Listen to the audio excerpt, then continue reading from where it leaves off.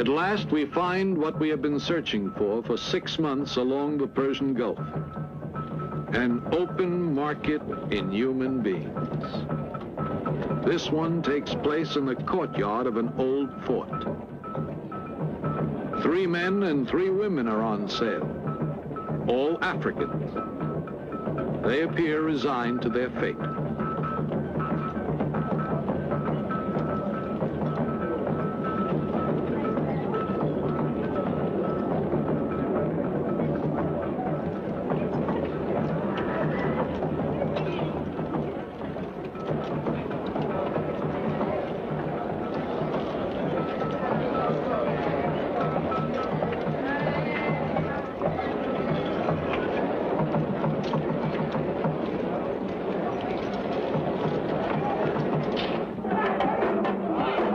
Not all slaves come from black Africa. They can also be procured on the Arabian Peninsula.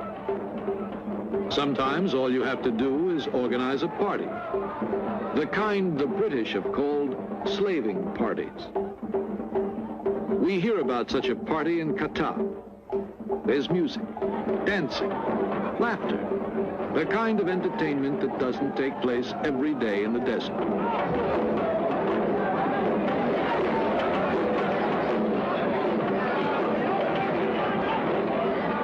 The girls come out of the shelter of their homes. They arrive from nearby villages.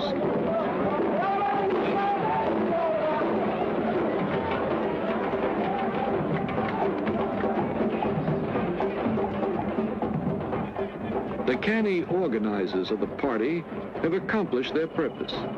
They can study the girls at their leisure, decide which ones they will try to buy from their fathers or their husbands, which ones they will have to kidnap. Slavery, we are told, has been abolished. In point of fact, it still survives. In a small villa on the outskirts of an African city on the Red Sea, he gathers the children of his prostitutes in what is officially called an orphanage. Actually, it is a training school for slaves. For the first few months, the mothers can visit their children. Then, the Greek takes over, rearing the children and training them until they are old enough to be of commercial interest to the traders of the Middle East. Prices vary according to age, color of skin, and the work the child is intended for. An attractive half-caste girl of 12 may be worth as much as $5,000.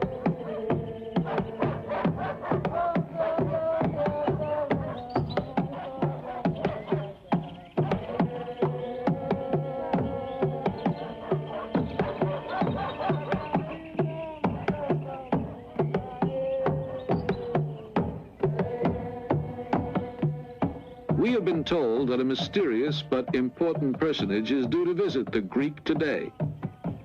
We wait, and he finally arrives, unaware of the telescopic lenses that are following his every move. He is a buyer come to examine the Greek's merchandise and to purchase the best of it.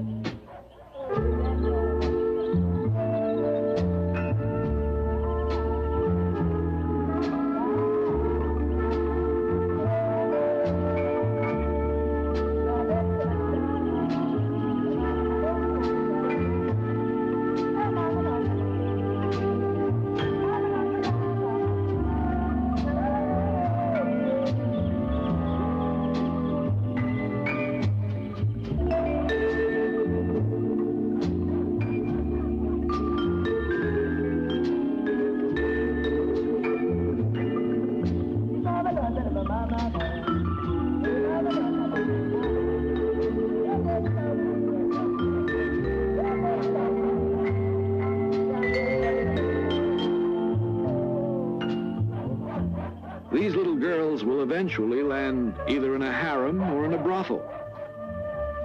If they look happy at the prospect before them, it is because their training under the Greek has led them to expect a life of wealth and ease and love.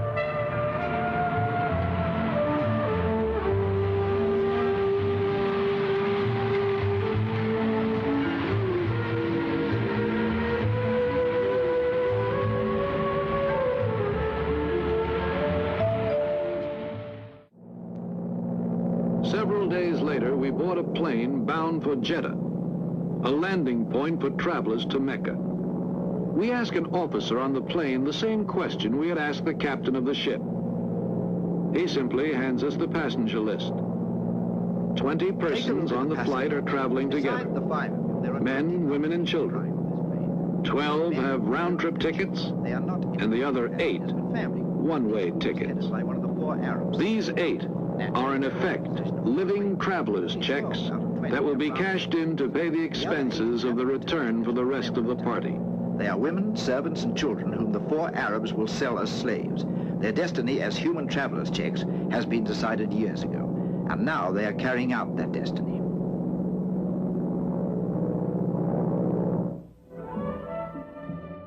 Kuwait, with a population of scarcely 300,000, takes in close to $3 million a day in oil royalties. Not that these millions are allowed to trickle down, but to raise the standard of living of the people, of the Fellahin or the Bedouins. Instead, oil has brought in its wake a new biblical curse. It has raised the price of human flesh.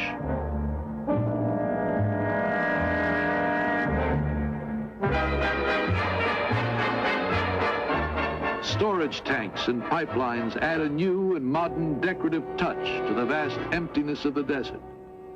But they provide no sustenance for the people who live nearby, in hunger and misery and desperation. Water is precious, and the camel is precious. And to give the camel a rest now and then, water is drawn by slaves. These girls, 10 to 12 years old, are blindfolded to keep from getting dizzy as they take turns with a camel.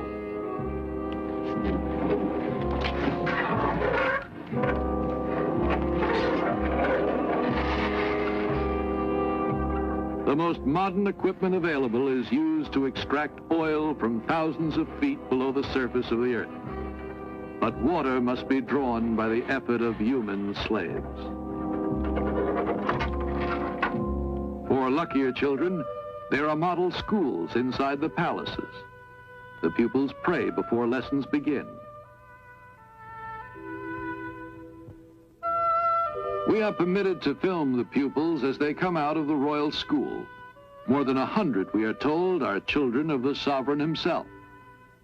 Following them are the children of the princes and high dignitaries. They're clean, well-disciplined, happy children. But note that some of them do not carry books. These are children of the oil rich. Their books are carried by their personal slaves. Slaves received as gifts from their parents on their birthdays. Slaves who will grow up alongside their masters and serve as their personal gods.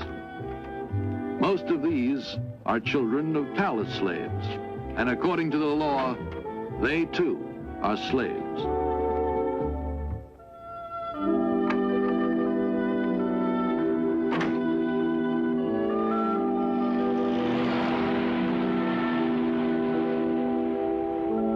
The oil millions turn into automobiles from Detroit, parking lots, and traffic cops who direct traffic straight toward the desert. We travel along the edge of the Sahara to reach the Peuls, a pastoral people once numerous and powerful, now reduced to a few thousand by mass raids of slave merchants early in this century. They no longer have any cattle of their own. The great herds they lead to pasture are owned by Arab merchants, and the Peuls are so impoverished that they willingly offer themselves in slavery to the owners of these herds. But since they cannot all be taken, the young shepherds show their masters which are the strongest and most courageous among them by submitting to flagellation. The herd owners gaze impassively on the scene, enjoying vicariously the sadistic action before them, and knowing that the strongest will survive.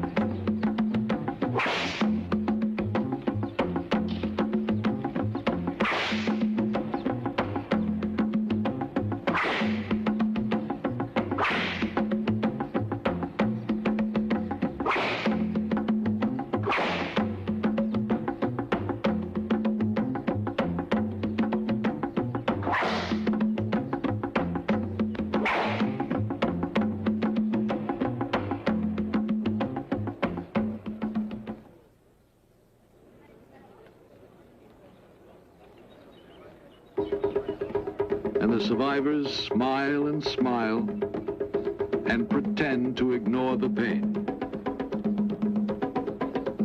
They fall on their knees and beg their Arab masters to accept their services.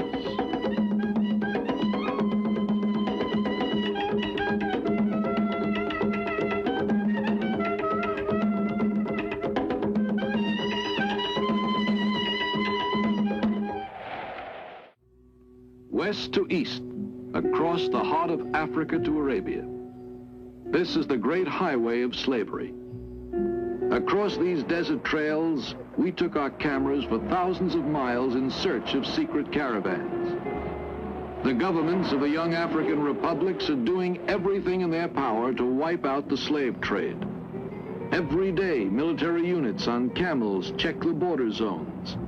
They pursue the caravans and examine the documents of the desert buses.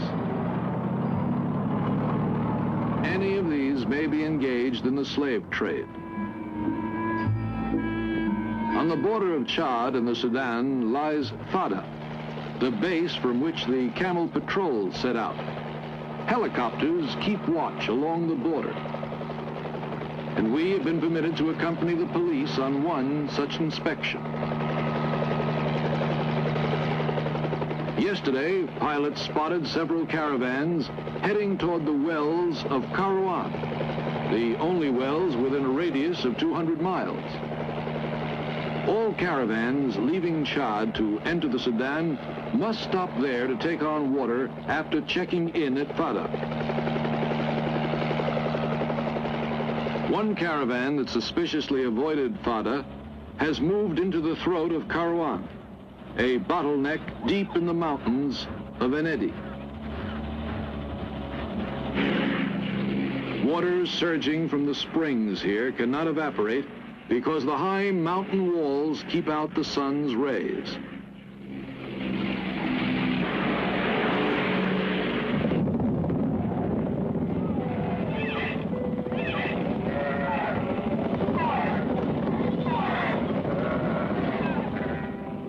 We reach our objective. There is no escape from the throat of Kairouan. It is a dead end.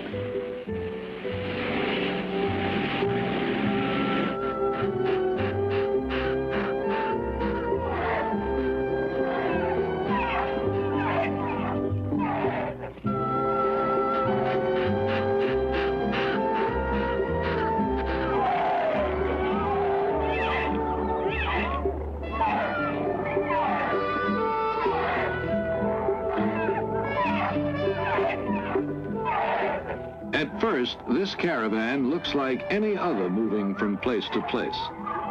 Camels line up for a drink. Bedouins sit motionless, impassive. The police approach with their interpreter and get permission to search the merchandise.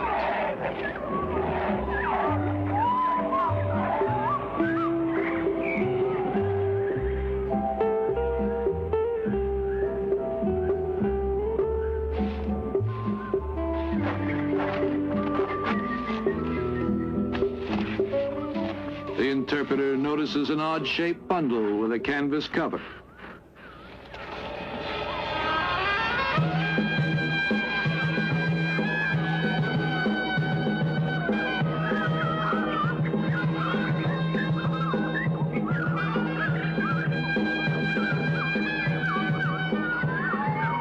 Where were they taking these children?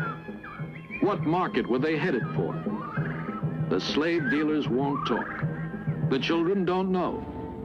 So the police are unable to find out, and they lose a possible chance of closing off one more market in human beings.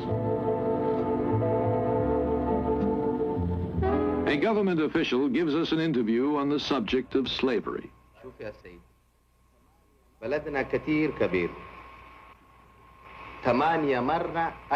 I can assure you, he says, that slavery does not exist in my country. The first official act of my government when it came into power was to draw up stringent laws against slavery. But our country is large, very large. Look at the extent of our borders. Our army and our police do everything in their power to patrol them. But it does happen that the law is violated on occasion. Can you tell me of a single country in the world in which the law is never violated?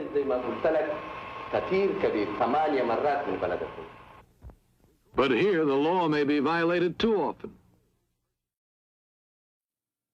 Allahu Akbar, Allahu Akbar. Mit Gebeten hat man sie gelockt. Die Araber bringen bereits im 7. Jahrhundert den Islam nach Afrika und mit ihm die Sklaverei. Denn wer kein Moslem werden will, wird als Sklave in die muslimische Welt verschleppt. 17 Millionen Schwarzafrikaner trifft dieses Schicksal. Die Geschichte dieses Menschenhandels ist in Afrika bis heute ein Tabu. Tidiane Ndiaye bricht das Schweigen.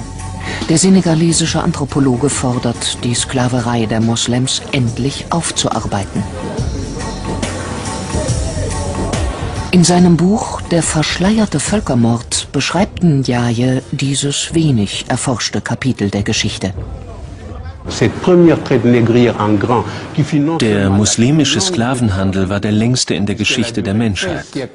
Er währte 13 Jahrhunderte und hatte viel mehr Opfer als der Sklavenhandel nach Amerika, der 400 Jahre dauerte.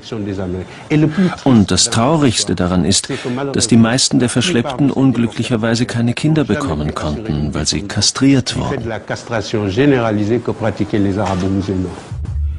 In die arabische Welt, in die Türkei, nach Persien und nach Indien werden die Schwarzafrikaner verschifft.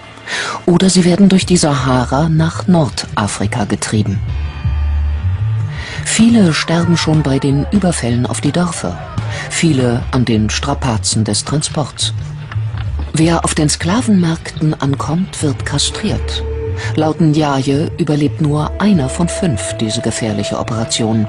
Die grausame Prozedur trifft alle, die Männer, die auf Plantagen oder im Bergbau schuften, ebenso wie die, die im Haushalt arbeiten oder die Harems bewachen. Diese Eunuchen findet man noch Anfang des 20. Jahrhunderts. Die Araber und die Nordafrikaner waren Rassisten. Sie verachteten die Schwarzen. Deshalb wollten sie nicht, dass sie in ihren Ländern Kinder zeugten. Das erklärt, warum es dort heute keine starke schwarze Diaspora gibt wie in den USA, die eine Aufarbeitung dieser Geschichte fordert und eine Wiedergutmachung. An die Sklaverei der Europäer wird auf der senegalesischen Insel Gorée erinnert. Hier wurden Tausende eingepfercht und nach Amerika verschifft. Solche Erinnerungsorte forderten Ndiaye auch für den brutalen Menschenhandel der Moslems. Der ist für ihn ein Völkermord, denn ein Volk von Kastrierten kann keine Nachkommen zeugen und stirbt zwangsläufig aus. Die Versklavung geschah übrigens im Namen Allahs. Der Koran hat die Sklaverei niemals unterbunden. Im Gegenteil, es gibt viele Stellen im Koran, die die Versklavung von Nichtmuslimen empfehlen. Und im Gegensatz zur Ächtung der Sklaverei im Europa der Aufklärung gab es nie auch nur einen arabischen Intellektuellen, der sich je für die Sache der Schwarzen eingesetzt hat. Im Sudan rufen die Araber schon im 7. Jahrhundert den Dschihad, den heiligen Krieg gegen die Schwarzen, aus. Noch heute werden hier Tausende von ihren eigenen Landsleuten versklavt. Viele Afrikaner beten in Moscheen, obwohl ihre Vorfahren im Namen des Islam geknechtet wurden. Über Jahrhunderte wurden afrikanische Könige gezwungen, sich dem Islam zu unterwerfen und noch dazu Sklaven als Schutzgeld auszuliefern. Durch die Islamisierung wurden die afrikanischen Könige zu Mittätern. Wer sich dem Islam unterwarf, konnte der Versklavung theoretisch entgehen. Wer kein Moslem werden wollte, sollte gezielt gejagt werden. Das war der Grund für die Kollaboration und das entfachte viele Kriege zwischen den afrikanischen Völkern. Die Europäer schauen bis ins frühe 20. Jahrhundert zu. Obwohl sie den Menschenhandel längst verboten haben, dulden ihn die Kolonialarmeen vor Ort.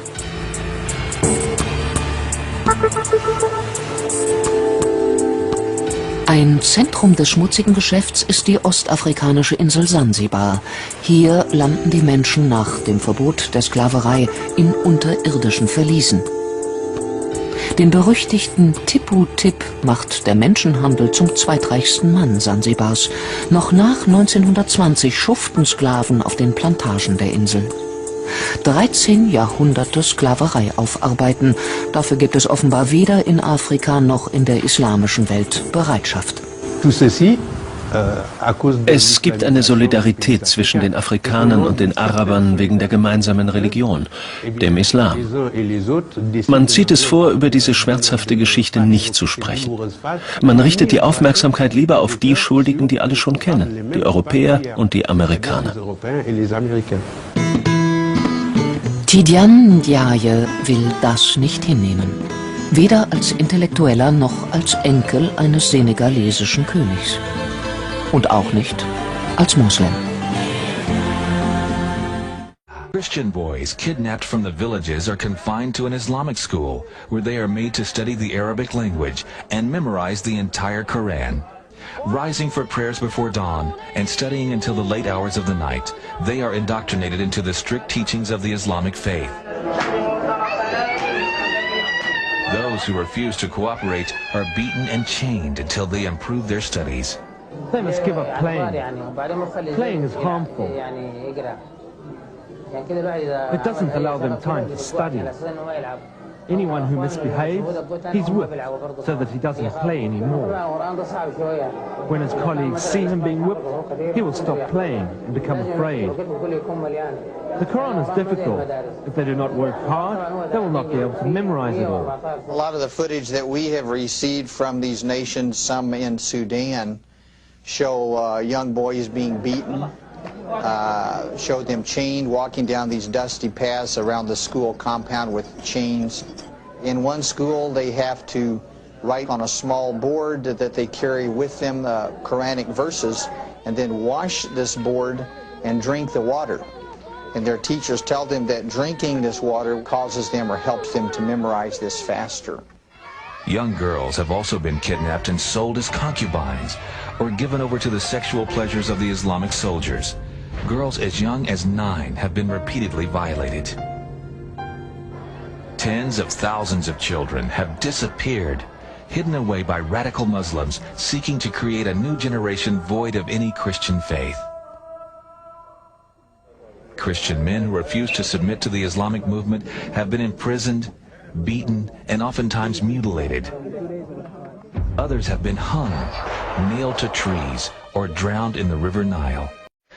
I must admit that I too, among hundreds of millions of educated people, was under the impression that the African slave trade was the sole responsibility of the Christian Europeans, the white race. That is, until I started exploring the subject in greater depth, and especially after reading an incredibly enlightening book called The Legacy of Arab Islam in Africa by John Alambila Azuma. My whole perspective and understanding has changed dramatically, and I would like you to tell us more about this subject. The success of Muhammadan Islam in deceiving, misinforming, deforming, and contorting both history and reality over a period of almost 1400 years has been astounding. That is, until now. The greatest tragedy about this particular subject is that most of the descendants of African slavery, the black people in the Americas, around the world, as well as among the African blacks, are totally ignorant of the actual facts. Before we lose the concentration of our listeners, I would like to make the following statement and then prove it. That the worst, most inhumane and most diabolical institution of the black African slave trade was initiated, refined, perpetrated and implemented by the Mohammedan Arabs and later aided and abetted by the black converts to Mohammedan Islam. I predict that, as usual, the two subcultures, those of denial of facts and of political correctness, will attack us without once disproving a single statement and or conclusion that we make. Slavery was not created by the white races, because it has existed throughout human history and practiced by every tribe, culture, civilization, racial group and religion. In fact, the very word slavery has its root in the name Slav, based upon the Slavic peoples of Europe who were subjugated by other Europeans. It is not common knowledge that the Arabic word abd is synonymous with the meaning of slave. For example, Abdullah means literally the slave of Allah, and that in the language of the Arabs, all black peoples are called abid, plural, for slaves. While much has been written concerning the transatlantic slave trade, surprisingly little attention has been paid to the Islamic slave trade across the Sahara, the Red Sea, and the Indian Ocean. While the European involvement in the African transatlantic slave trade to the Americas lasted for just over 3 centuries, the Arab involvement in the African slave trade has lasted 14 centuries, and in some parts of the Mohammedan world is still continuing to this day. The birth of Mohammedan Islam and its conquests brought about the birth of institutionalized, systematized, and religiously sanctioned slave trade on a massive and global scale. In fact, the Quran allows the taking of slaves as booty or reward for wars of aggression against any and all unbelievers, most of the human population. This has led to an enormous number of so-called holy wars, jihad in Arabic. There was and is absolutely nothing holy about these wars, which are primarily to plunder, slaughter, rape, subjugate and rob other human beings of their wealth, produce, freedom and dignity. Mohammedan Muslim states and tribes attacked other non-Muslim groups to achieve these objectives. Although Islamic jurisprudence laid down regulations for the treatment of slaves, however, incredible and heinous abuses have occurred throughout the history of Mohammedan Islam. By the Middle Ages, the Arabic word abd was in general used to denote a black slave, while the word mamluk referred to a white slave. Ibn Khaldun, 1332 to 1406, the preeminent Islamic medieval historian and social thinker, wrote, "The Negro nations are, as a rule, submissive to slavery, because they have attributes that are quite similar to dumb animals." It should also be noted that black slaves were castrated based on the assumption that the blacks had an ungovernable sexual appetite. When the Fatimid Caliphate came to power in Egypt, they slaughtered all the tens of thousands of black military slaves and raised an entirely new slave army. Some of these slaves were conscripted into the army at age 10.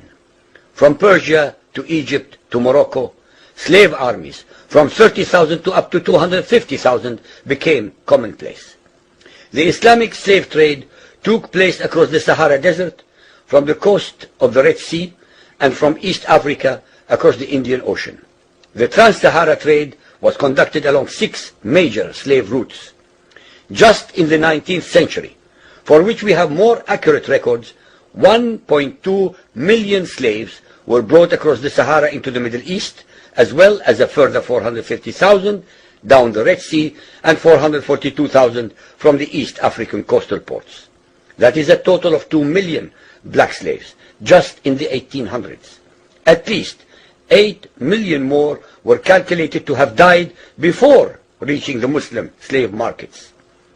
A comparison of the Islamic slave trade to the American slave trade reveals some extremely interesting contrasts. While 2 out of every 3 slaves shipped across the Atlantic were men, the proportions were reversed in the Islamic slave trade. 2 women for every man were enslaved by the Muslims. While the mortality rate of slaves being transported across the Atlantic was as high as 10%, the percentage of slaves dying in transit in the Trans-Sahara and East African slave market was a staggering 80 to 90%. While almost all the slaves shipped across the Atlantic were for agricultural work, most of the slaves destined for the Muslim Middle East were for sexual exploitation as concubines, in harems, and for military service. While many children were born to the slaves in the Americas, the millions of their descendants are citizens in Brazil and the United States today. Very few descendants of the slaves that ended up in the Middle East survive. While most slaves who went to the Americas could marry and have families, most of the male slaves destined for the Middle East were castrated, and most of the children born to the women were killed at birth. It is estimated that possibly as many as 11 million Africans were transported across the Atlantic, 95% of which went to South and Central America, mainly to Portuguese, Spanish, and French possessions. Only 5% of the slaves ended up in what we call the United States today. However, a minimum of 28 million Africans were enslaved in the Muslim Middle East. Since at least 80% of those captured by Muslim slave traders were calculated to have died before reaching the slave markets, it is believed that the death toll from 1400 years of Arab and Muslim slave raids into Africa could have been as high as 112 millions. When added to the number of those sold in the slave markets, the total number of African victims of the trans-Saharan and East African slave trade could be significantly higher than 140 million people. What is obscene about this whole subject is the Muhammadan, Muslim, and Arab culture of denial regarding their complicity in the African slave trade, as well as the ignorance of black Muslims about the reality of their past and present conditions. The statistics and reports above are based upon the logbooks kept at the African slave ports, ship logs, travelers' reports, eyewitness accounts, etc. Ladies and gentlemen, the facts and reality of Muhammadan Islam's complicity in the slave trade and their inhuman depravity are infinitely more devastating, more staggering, and more incomprehensible than all the nightmare fictions in the world.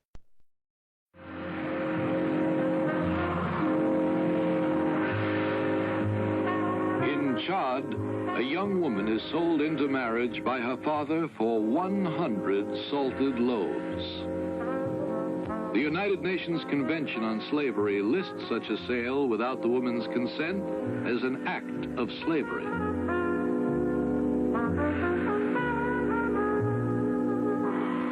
In the Volta Republic, 4 women may be worth a horse with harness. But they must be young, beautiful, and well-dressed.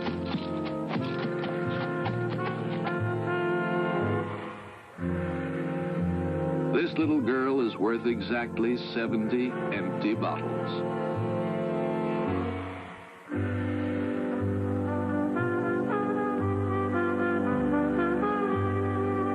Even if she could read the United Nations Convention, it would hardly be of any help to her.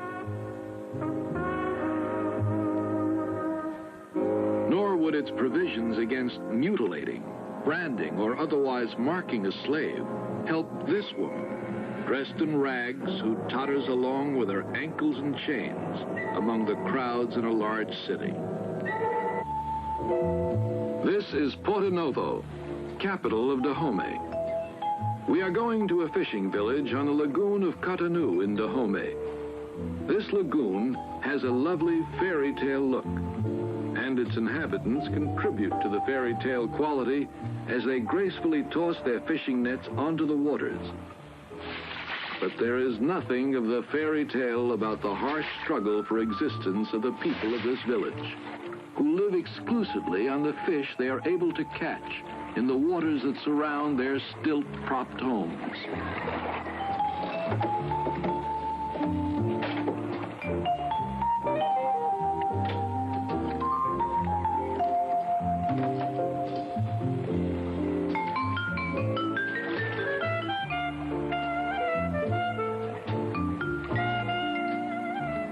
The village is famous in this region for the beauty of its girls, but the lagoon provides only a meager living at best, and many of the male children urge their parents to get rid of the females, the least useful members of the community for work and fishing.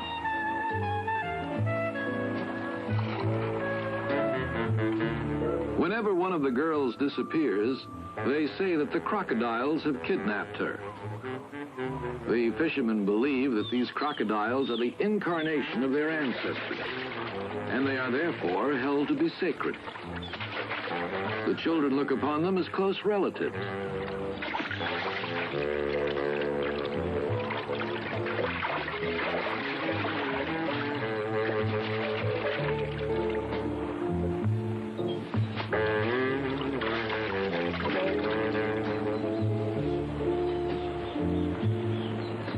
A girl has disappeared.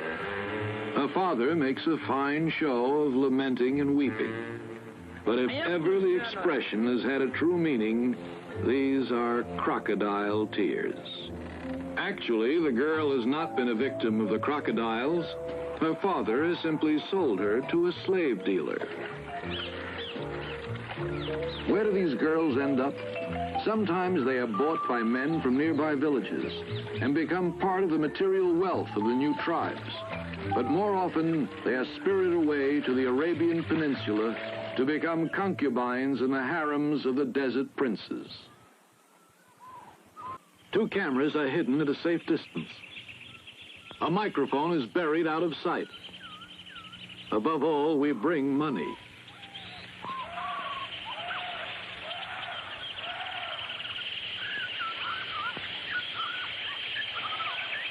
We don't have to wait long. The dealer shows up with 2 women we have told him we want to buy.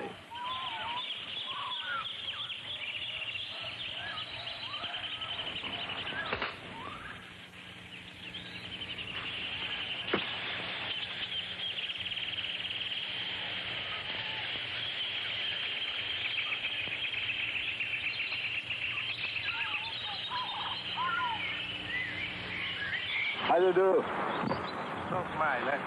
How do you do? Fine. What is the name of this one? This is Margaret, and this is Mary. 300 pounds, 300 pounds. Can you see? Fine. The experiment has succeeded. We set our slaves free, seek a new master, if they are to survive.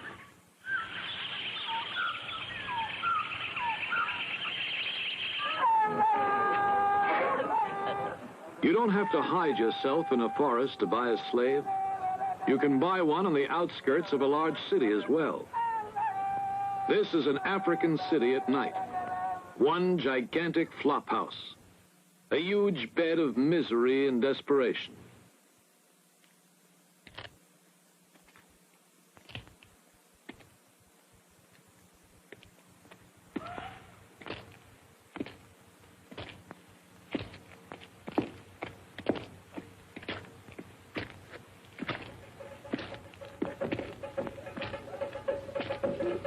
We have been told of a house that sells its merchandise to the biggest traders in Eastern Africa. Our informant leads us there through narrow streets and back alleys.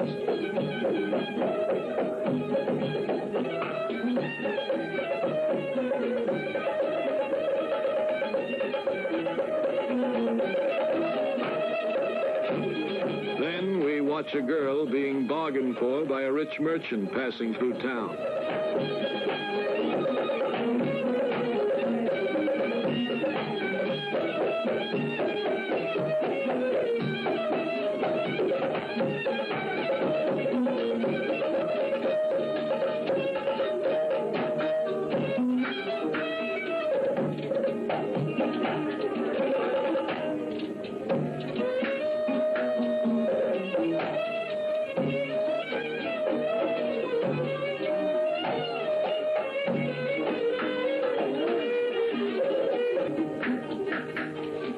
This is indeed a trap, but hardly a tourist trap.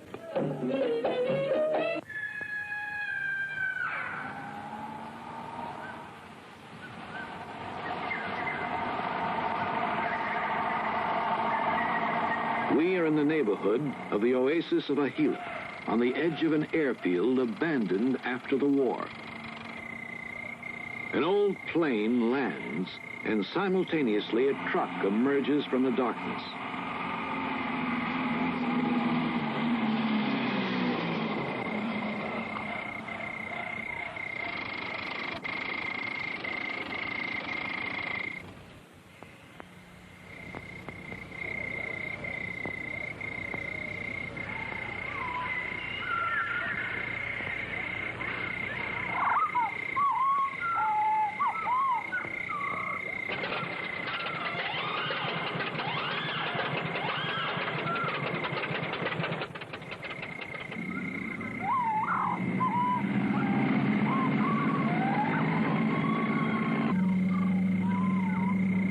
The plane takes off at dawn. Do the pilots know what cargo they are flying and where these children end up?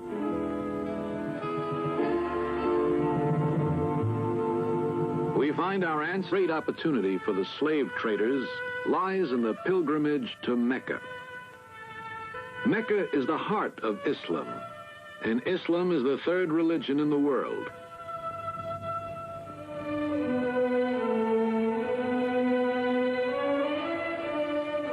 Show me one single Muslim country where slavery is not practiced, Prince Faisal of Saudi Arabia once said to a journalist.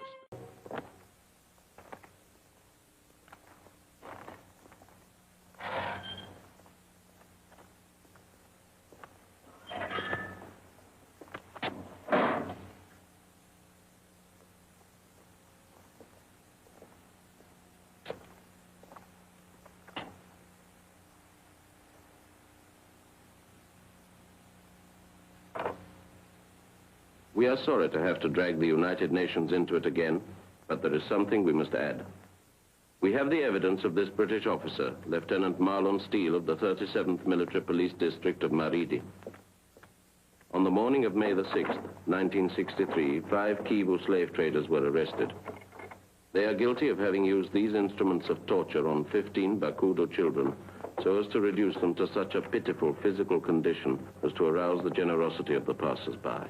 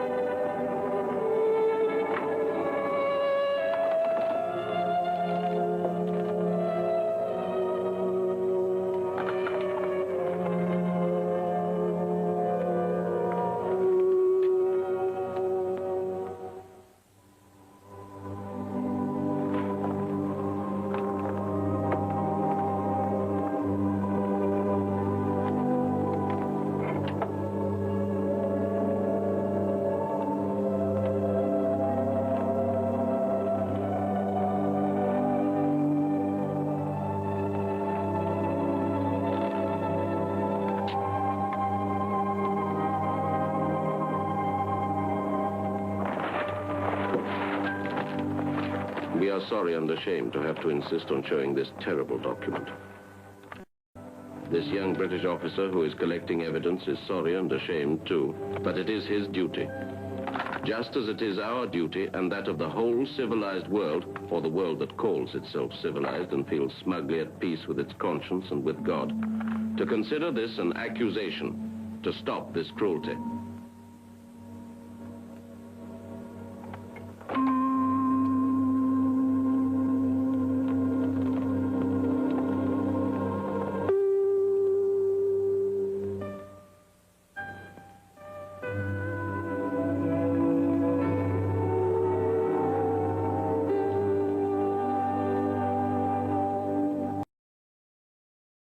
a poor neighbourhood of Mauritania's capital, Nouakchott. Habi and her son don't have much, but even so, it's a lot more than they used to have when Habi was a slave to an Arab family.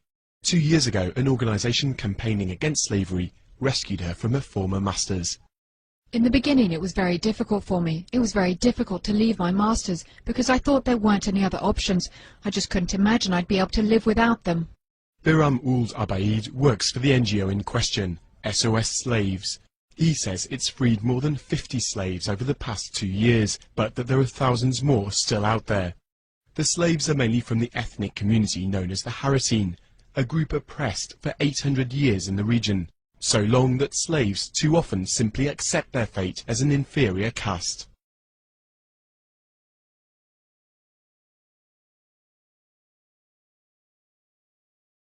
When you talk about slaves in Mauritania, you're talking about people who were born slaves. That means who work with no salary, who have no rights with their children, no right to education, and if it's a woman, she must sleep with her masters at their will. Messaoud Ould Boulker is ethnically a Haratine. He's a candidate for the presidential election and has risen to be president of the National Assembly, a first for his community. He's frustrated about the lack of progress. Just because I'm president of the National Assembly doesn't mean that the problems of my community are therefore resolved, or that there's even been any evolution. On the contrary, we're doing everything for the concrete cases of slavery which are on the way. People can't accept the fact that the government is treating these cases as slavery. Slavery was officially outlawed in Mauritania in 1981, but it only became a crime to own slaves in 2007. Theoretically, the offence holds heavy punishment, but in reality, nobody has so far been sentenced. Habi and her son might have been spared from their lives as slaves, but thousands of others haven't yet been so lucky. These ruins are all that's now left of the village of Niamlel in southern Sudan. Like many predominantly Christian villages in this area, it's been looted by Sudanese Arab militias from the Muslim north. They carry out regular raids on the Dinka tribespeople. They're supposedly freelance robbers, but the village is on the front line of the war between north and south. The Muslim government appears to turn a blind eye. This family says they've been left with nothing after the Arabs carried off goats and cattle and then burned the village.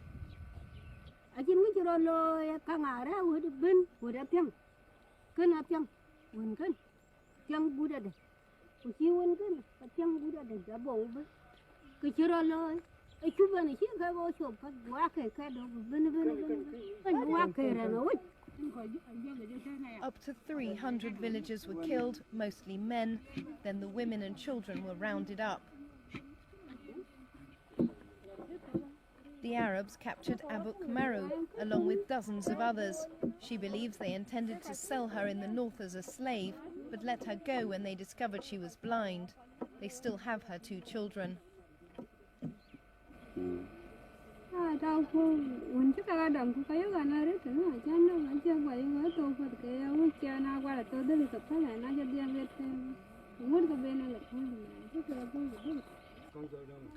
Akai Barjok was captured in the same raid along with her 3 children. She was rescued by her husband, who undertook the dangerous journey to the north, where he found his whole family had been sold into slavery.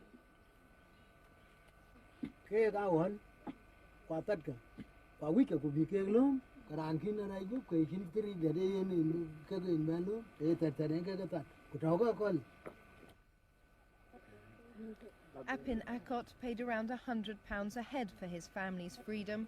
It took him months to earn the money, but few people managed to make the journey north. So 4 hours walk away from the village, a new market has sprung up. Arab traders have realized that they can sell escaped slaves back to their families for 5 times the price in the north. At this market, former slaves change hands for £500, a few Kalashnikovs, or 5 cows a head. A group of 22 people wait to be sold. To get here, they've escaped from their owners and been rounded up by the Arab traders, who bring them back to the south. Until money changes hands, they won't be free. 600,000 was 12. 22. The practice has disturbed some Arab merchants.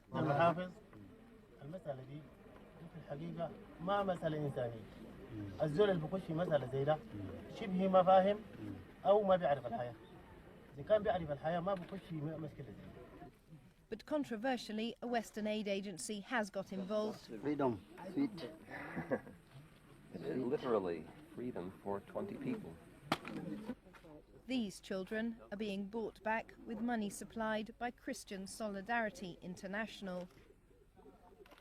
Here, it's handing over £10,000 to a slave trader.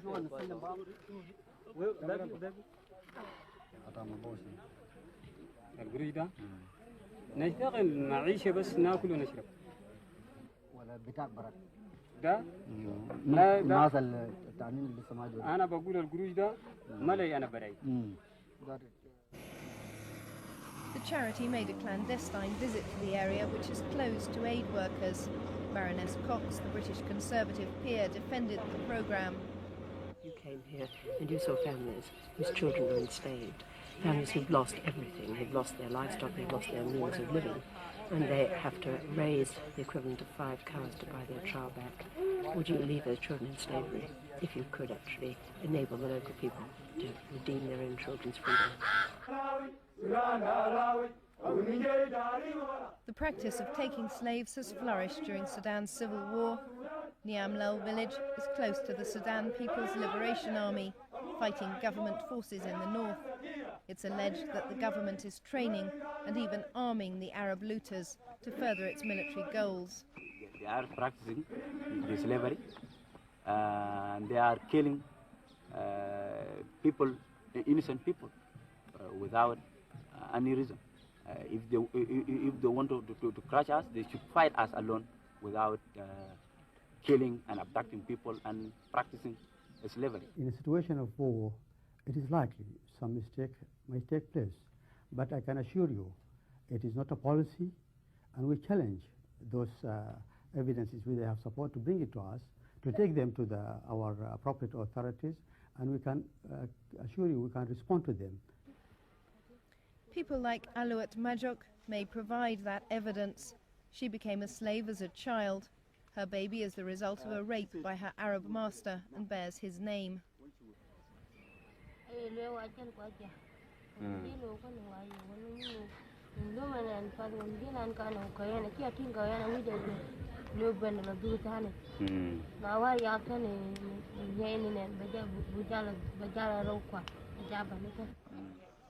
Sudan has been at war for over 15 years. It's left its mark on almost every aspect of life.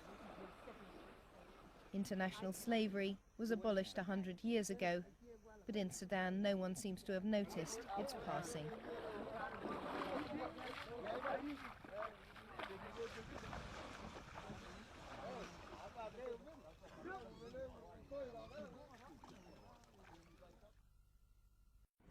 The first colony the Arabs founded in Africa was in the Dahlak Islands in Eritrea, and the Arabs developed a large slave trade to feed the insatiable demands of the Basra salt and soil reclamation projects around Basra in Iraq, where the delta, where the Tigris and Euphrates enters the Persian Gulf. This is also Muhammad's time, 7th century. Yes. This was the rise of the Arab Empire that became, an international empire. But the first 250 years of the Arab Empire saw a large, massive slave trade where they were going into East Africa and taking slaves. If you read the classic Arab scholars like Ibn Khaldun and Al-Masudi and even Ibn Battuta, they speak of these massive concentrations of African slaves in Iraq. They were called the Zanj, as in Zanzibar or in Tanzania. The Arab word for Africans was Zanj, Z-A-N-J. So there was a series of the revolts of the Zanj, or the African slaves in Iraq. And at one point, the revolts were so large that the Zanj rose up and captured the city of Basra and massacred, because apparently they were treated so brutally by their Arab slave masters. They massacred every man, woman, and child in Basra and established an African kingdom in Basra, which is the closest large city to Baghdad, which at the time was the center of Arab culture in the world. The first great African slave revolt historically documented took place in Iraq.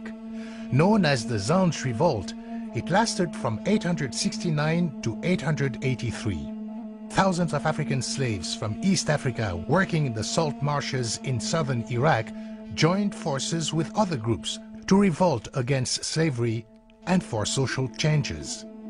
The Zanj rebels even established their own state with its capital called Al-Muqtada, and during 14 years seriously threatened and challenged the reign of the Abbasid Caliphate.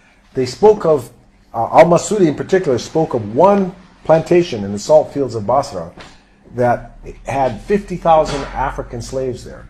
Now, if 50,000 African slaves were living there, to get those 50,000 African slaves, they had to capture 100,000 able-bodied adults in East Africa. Because out of every 2 slaves that are captured, 1 would die in transport. So, if in the Americas, if a slave life lasted 7 years, let's just say for round figures, the Africans in the slave fields of Basra lived for 10 years. That means every 10 years, 200,000 new able-bodied adults had to be captured in Africa to supply 100,000 slaves to keep the Basra plantations operating. So that means in 100 years, you're talking about 2 million African able-bodied adults were taken from East Africa to Iraq, okay? And they're treated so brutally that they regularly rose up in rebellion. Not so much in the European slave trade in Africa, but in the case of the Zanj, the African slaves in Iraq, there was subhuman bondage. And that if you read the Arab writers, the description of the African slaves where they spoke of them having large sexual organs, of smelling bad, of being thieves, of wanting to rape their women, of being dishonest and lazy. Which I did in the University of Birmingham, UK. And I wrote the book because there was very little writing on some of the themes that I wanted to address, that I addressed in the book, having to do with the theme of Islam's interaction with African traditional religions, the whole history of jihad in West Africa, and as part of that, a very important part of that, the slave raiding and the slave trade that happened within West Africa by Muslim communities. That was why I wrote the book, because not many had written on these kind of themes in Islam history in West Africa. Now, I'd like to look at one of the topics in your book, the topic of colonization. We know that the Christian West colonized Africa. The West has acknowledged this and is self-critical in this regard. Did the Islamic empires colonize Africa? Well, yes, there was a lot of activities on the part of Muslims in Africa, especially in West Africa. What happened there was not necessarily outside colonization, but there was a form of colonization in the sense that the dominant Islamic tribes conquered weaker tribes and imposed Islamic rule over them. And therefore, there was some kind of internal colonization going on. The Fulani in West Africa in particular were very much in the habit of conquering and imposing Islamic rule on other tribes. So that was a form of internal colonization, yes. What about with the Arab conquest of North Africa? Was that a form of colonization? Absolutely. That the Arab conquest of North Africa was a form of colonization that took place in the 7th century when Arab Muslims burst out of Saudi Arabia and conquered Egypt and went on to conquer the whole of North Africa. There were a lot of Berber tribes there. The Egyptian Copts were the original indigenous of the land, as well as the Berbers. And they were all conquered and Islamized and Arabized. That was also a form of colonization, definitely. Now, do Muslims today acknowledge this? Are they self-critical about this? Not to the extent that the West has become very critical. In fact, many Muslims don't even admit that there was any form of colonization. Even though if you talk to the Berbers, and let's be also aware that many of the Berbers have become Muslim, the Berbers will tell you they have been colonized. There's been Arab imperialism. The same thing in Egypt. The Copts know that they are the original, the indigenes of the place. They feel like they have been colonized. The same thing will happen we talk to Sudanese. They will tell you that Sudan was colonized by Arab Muslim invaders. So yes, they will not admit it, but there is that kind of history there. Okay, thanks for that. I want to move on to the topic of slavery now. Did the Muslim empires practice slavery? Absolutely. But slavery was a very important part of Islamic expansion in West Africa, and in fact in the Sudan, and from the very earliest period of Islamic penetration into Africa. It started by buying, purchasing slaves and trading in slaves, and then it went on from purchasing to raiding for slaves and capturing slaves deliberately, especially mainly black Africans, and transporting them into North Africa and into Saudi Arabia, the Arabian Peninsula, and onwards to the Ottoman Empire to Turkey. So slavery was a very endemic part of Islamic interaction with Africa. And in West Africa, the jihad's period of the 18th and 19th century involved massive slave raiding and slave trading. And many of the slaves that were captured and sent and sold and taken into the transatlantic slave trade, most of those who were doing the raiding at the time were Muslim communities. Because they were the dominant tribes. So a lot of that happened. That is not to say that non-Muslim communities were involved in raiding, but the dominant tribes were the Muslim communities that were doing the raiding at the time. The treatment of slaves is a topic that you bring up in your book.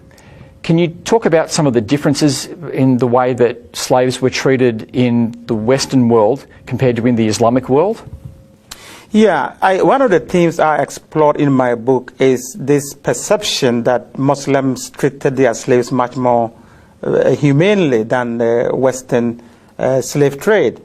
And what I found out in my own research was that that is not necessarily the case, and that there were very harsh treatments of slaves by Muslim groups. It was just a done deal at the time.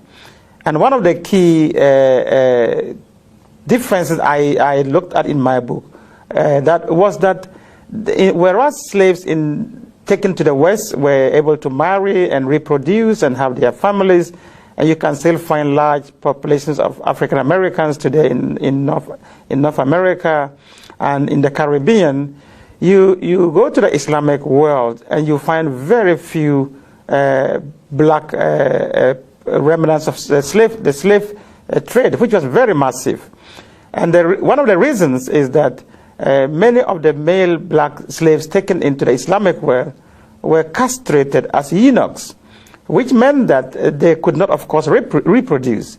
And the other factor is that many of the women were taken as concubines by their slave masters, and they gave birth to mixed races, and they were very much absorbed into the society. So you don't have black slave descendants in the Muslim world as you would in North America, and part of the reason is the castration and the way the slaves were treated. Did the Islamic world abolish slavery? Slavery persisted in Islamic countries far, far longer than it did in the West. The West abolished slavery long before the Islamic countries ever abolished slavery. And they did so under a lot of pressure from colonial governments and from Western governments and from all kinds of activist groups. And in fact, the Saudi Arabia, for instance, abolished slavery in 1961 or 1960 thereabout, whereas Mauritania abolished slavery in 1981. And these were done on paper, and a lot of it is still being done. In practice, there are still a lot of slaves in Muslim countries. And the Sudan, during the Civil War, there was a lot of slave raiding going on, done by the Arab Muslims in the north against the enemies and the Christian Africans in the south. So even up to the 90s and this century, there was still capturing of young African men, boys in the Sudan for sale. So slavery continues, even though it has been abolished on paper in many Muslim countries. I often hear Muslims talking about the golden age of Islam, and they look back to this as the time when Islam ruled, and this is the golden period that they look back to. What's your understanding of the golden period, the golden age of Islam?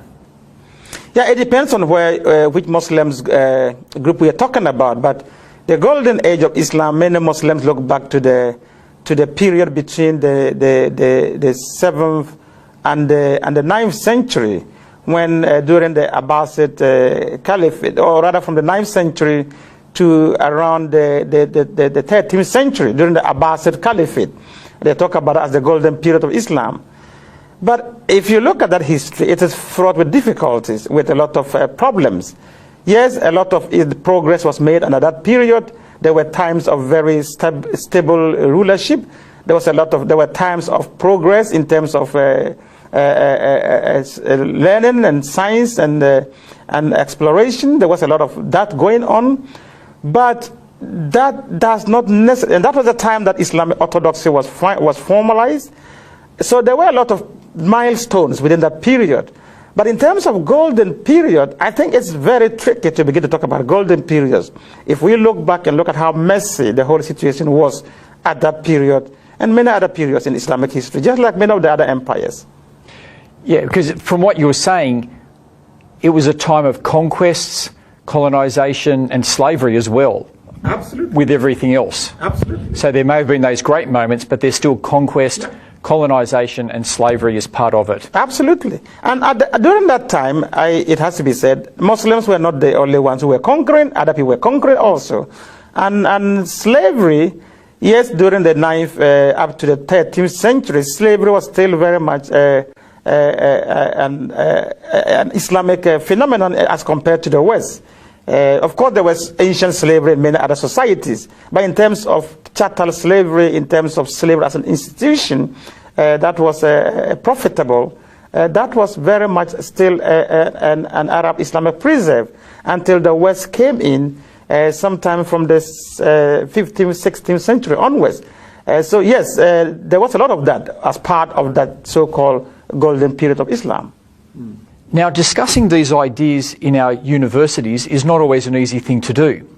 In your book, you write, hence, in the study of Islam in the West, the dominant convention is that a critical approach is reserved for the Christian past, but forbidden for the Muslim past.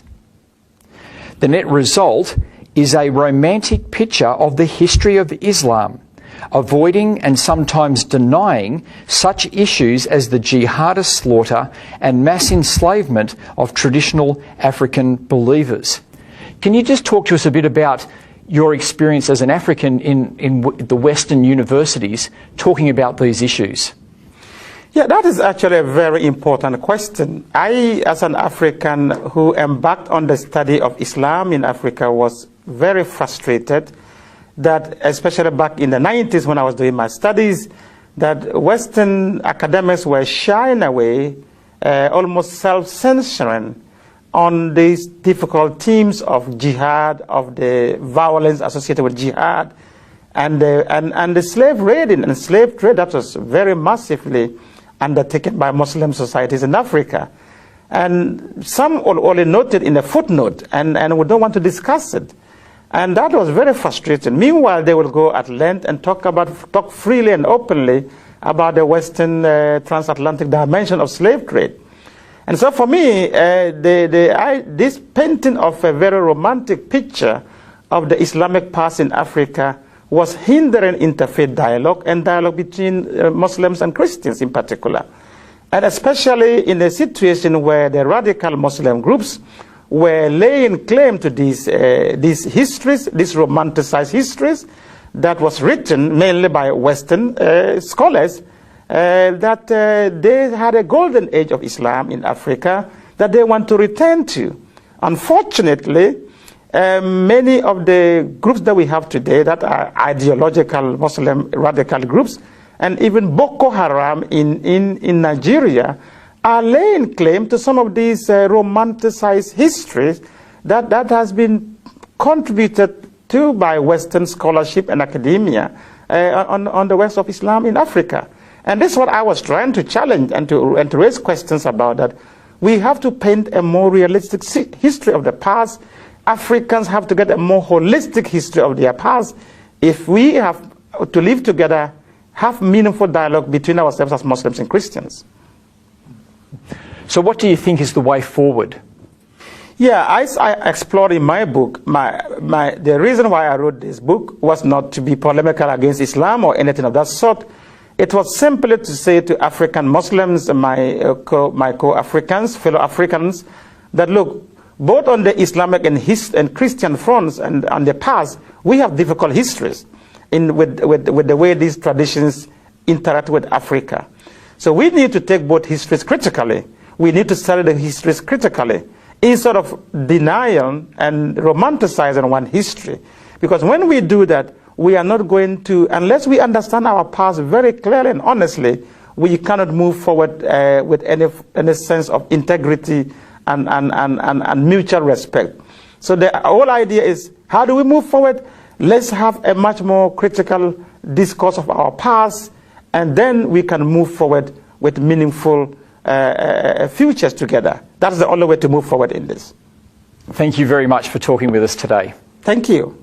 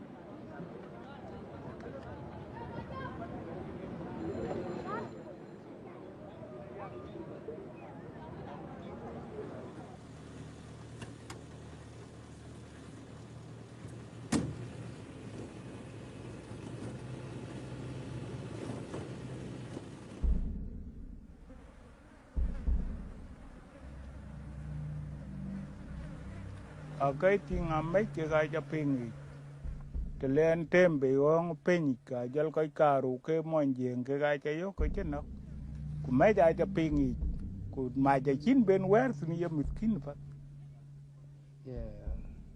ku nien dele ku beki ana kit pat dan chin no ka chin tangi je to ku wong kin nyai a wor wel pat wong ki de no ne na chi kwa de ten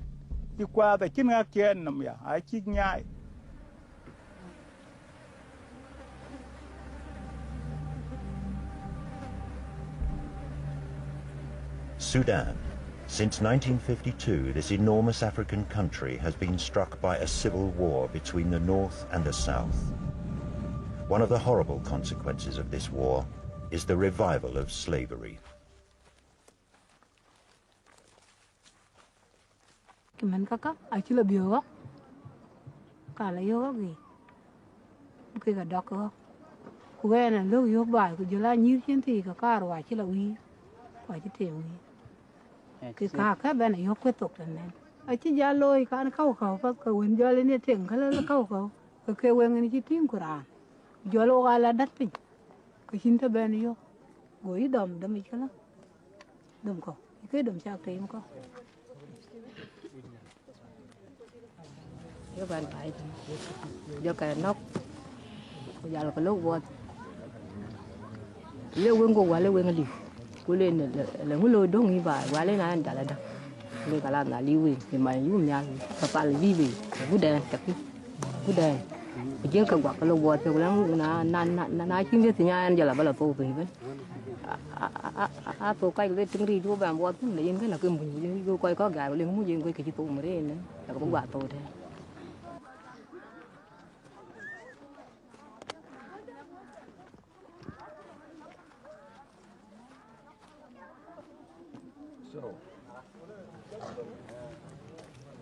So there were, what, 414 slaves, so it's 20,700,000 Sudanese pounds that we owe you.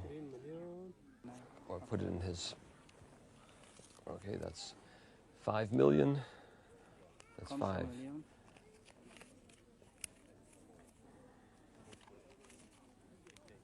That's 6 million. 6 million. 13 million. 13 million. We are here and you have come back because there are many people around the world who've heard about the suffering of the slaves in Sudan. I can only name a few, but I think of Bishop Caesar Matsalari and Bishop Makram Ghazis.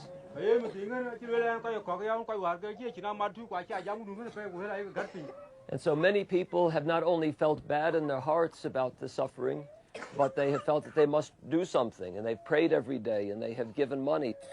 So now you're free to go back to your villages, to find your mothers and fathers and your husbands and your relatives and neighbors, and we wish God's blessing upon you and hope that you can live in peace and security from this day onward. The American John Eibner, who represents CSI, the Swiss organization Christian Solidarity International, travels about 6 times a year to South Sudan.